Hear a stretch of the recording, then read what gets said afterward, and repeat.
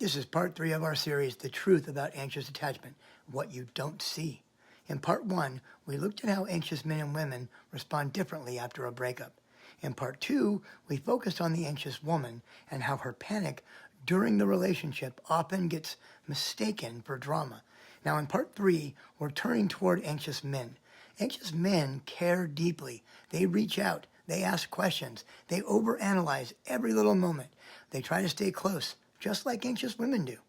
But because they're men, that same behavior gets labeled differently. Weak, clingy, too emotional. Anxious men care deeply. They stay emotionally close. They overthink.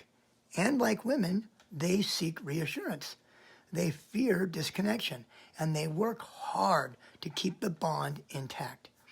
They worry they said the wrong thing.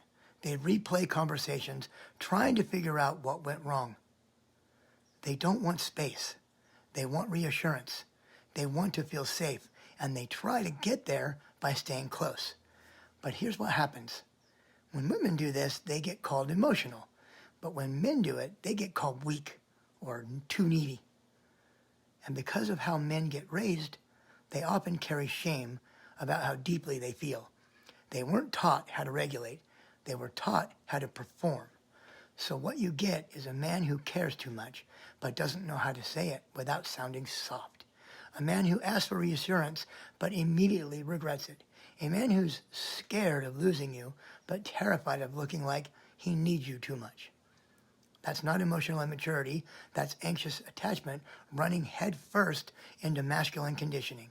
And it's why so many anxious men suffer in silence. Not because they don't feel it, but because they're terrified of looking weak, of being seen as less of a man just for needing closeness. Anxious men don't lack emotional depth. They were taught to hide it. And when they show it, they often get judged for the very thing they're trying to fix. So if you've ever been this man or loved one, save this.